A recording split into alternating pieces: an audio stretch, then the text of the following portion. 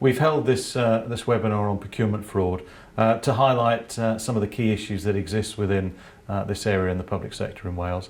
As more and more public sector organisations will be looking to deliver services differently, there'll be the need for more collaboration, for more working with other bodies, and indeed for more involvement of private suppliers in some of that delivery. And that leaves organisations susceptible to fraud as they enter new contracting arrangements.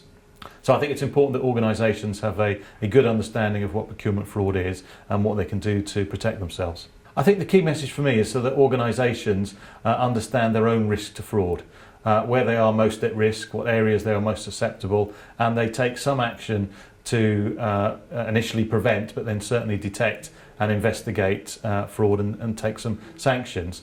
There are a variety of tools available, a variety of organisations that can help organisations to do that where they can't do it themselves.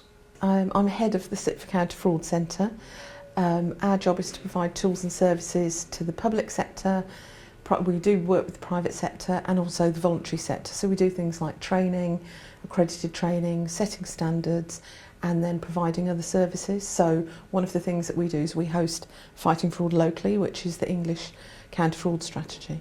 The one key message is collaborate, and I think that really sits across all the things that we've discussed today: data analytics, learning about other people's frauds, and how you take action against people.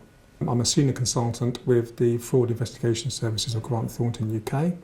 My particular interest area is in data analytics and the use of data analytics to actually detect fraud.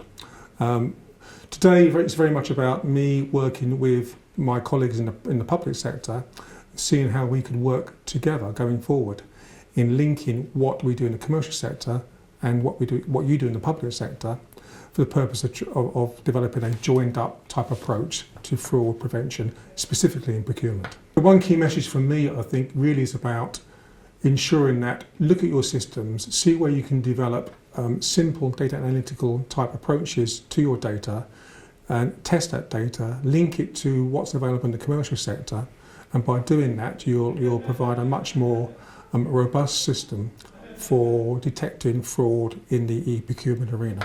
I'm Steve Tooby, I'm Head of Counter Fraud for the Welsh Government.